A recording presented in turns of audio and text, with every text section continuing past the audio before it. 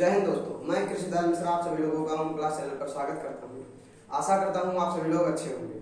तो आज का जो हमारा चैप्टर है वो है धात और अधात। इंग्लिश में इसे कहते हैं मेटल्स एंड नॉन मेटल्स। ठीक, तो जो हमारा अगला वीडियो था वो उस वीडियो में जो है चैप्टर नंबर 2 खत्म हो चुका था। तो यह नया चैप्टर है, चैप्टर नंबर 3 है। ये हमारा जो है चैप्टर 3 है। ठीक, ये हमारा चैप्टर 3 है। तो इसमें जो हमारा पहला टॉपिक है वो है धातु। धातु किसे कहते हैं, यानी मेटल्स किसे कहते हैं। तो धातु वे तत्व कहलाते हैं जो विद्युत तथा ऊष्मा के सुचालक होते हैं। इनमें तन्यता पाई जाती है। यह आघात वर्धनीय होते हैं तथा इन्हें पीट कर तार बनाया जा सकता है या फिर इन्हें खींचकर लंबा किया जा सकता है। ठीक, तथा ये धनायन बनाने की प्रवृत्ति रखते हैं। ठीक, किसी भी विलयन में जो है ये धनायन बनाने की प्रवृत्ति रखते हैं धातु। ठीक, तो इनके कुछ एग्जाम्पल भी हैं, जैसे कॉपर, आयरन, मरकरी तथा सोडियम आदि। कई पदार्थ ऐसे भी हैं और भी हैं जो कि धनायन बनाने की प्रवृत्ति रखते हैं, यानी कि वह आघात वर्धनीय है, यानी पीटने पर ये टूटते नहीं हैं। ठीक, और जो हमारा अधातु है यानी नॉन मेटल्स, वह तत्व हैं जो सामान्यतया विद्युत तथा ऊष्मा के कुचालक होते हैं, जो सामान्यतः ऋण आयन बनाने की प्रवृत्ति रखते हैं।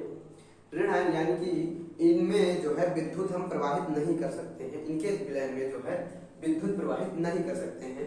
यदि हम अधातु को यदि सोचे कि पीट कर उन्हें धातु के भांति लंबा करें तो वह टूट जाएंगे। यह आघात वर्धनीय नहीं होते। ठीक, इनमें अगर हम पीटेंगे तो यह टूट कर बिखर जाएंगे। और जो हमारा धातु होते हैं इन्हें पीटने पर ये टूटते नहीं हैं, बल्कि ये लंबे हो जाते हैं और पतले हो जाते हैं। जैसे आयरन को, लोहे को देखते होंगे कि हथौड़े से जब पीटा जाता है तो वह लंबा होता चला जाता है, बल्कि वह टूटता नहीं। ठीक, तो हमारा अधातु जो है वह एक कुचालक है। ठीक, और अब जो हमारा अगला टॉपिक है वह है उपधातु। ठीक, उपधातु कुछ तत्व ऐसे होते हैं, उपधातु की परिभाषा है कि कुछ तत्व ऐसे होते हैं जो धातु एवं अधातु दोनों के गुण को प्रदर्शित करते हैं। यानी कि वह कुछ तत्व ऐसे हैं जो धातु यानी कि उनमें ऊष्मा प्रवाहित की जा सकती है, और कुछ तत्व ऐसे हैं जिनमें ऊष्मा नहीं प्रवाहित की जा सकती है, उन्हें उपधातु कहते हैं। ठीक, उपधातु कहते हैं। और इनके जो है उदाहरण जो है वह है आर्सेनिक एवं एंटीमनी आदि। और भी कई धातु हैं जो उपधातु हैं जो कि धातु एवं अधातु दोनों के गुण को प्रदर्शित करते हैं। ठीक, तो अब जो हमारा अगला जो टॉपिक है वह है ऑक्साइड बनाने की प्रवृत्ति, यानी कि धातु और अधातु में दोनों में ऑक्साइड बनाने की, यानी कि ऑक्सीजन से क्रिया करके ऑक्साइड बनाने की प्रवृत्ति होती है। ठीक, तो जो है हमारा ऑक्साइड बनाने की प्रवृत्ति, ये हमारा टॉपिक है। तो इसमें इसका जो है डिफिनीशन वह है धातु व अधातु ऑक्सीजन से अपक्रिया करके ऑक्साइड यौगिक बनाते हैं। एग्जाम्पल लेते हैं, मैग्नीशियम प्लस ऑक्सीजन, इनकी जब अपक्रिया होती है तब मैग्नीशियम ऑक्साइड बनाते हैं। यह अपक्रिया जो है वो संतुलित नहीं है।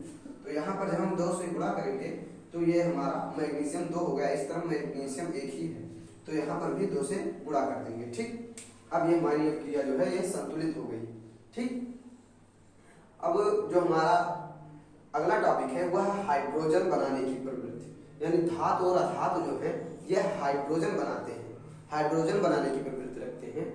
ठीक, तो इसके जो डिफिनेशन है वह है धातु व अधातु हाइड्रोजन से संयोग करके हाइड्राइड यौगिक बनाते हैं।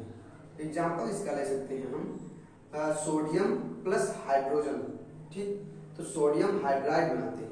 इस तरफ जो है यह भी क्रिया जो है संतुलित नहीं है। यहाँ से 2 से गुणा करेंगे तो यहाँ पर भी 2 से गुणा करना पड़ेगा। ठीक, क्योंकि इस तरफ हाइड्रोजन 2 था और इस तरफ हाइड्रोजन 1 ही था, इसलिए यहाँ पर 2 से गुणा करवाया। ठीक, इसी कंडीशन में यहाँ पर भी था। ऑक्सीजन इस तरफ एक ही था और इस तरफ 2, तो संतुलित करने के लिए यहाँ पर 2 से गुणा किया, फिर यहाँ पर भी 2 से गुणा करना पड़ा। ठीक, तो उसी प्रकार से यहाँ पर भी हुआ। ठीक, तो आज के लिए इतना ही, फिर मिलेंगे हम अगले टॉपिक के साथ नए वीडियो में। जय हिंद, जय भारत।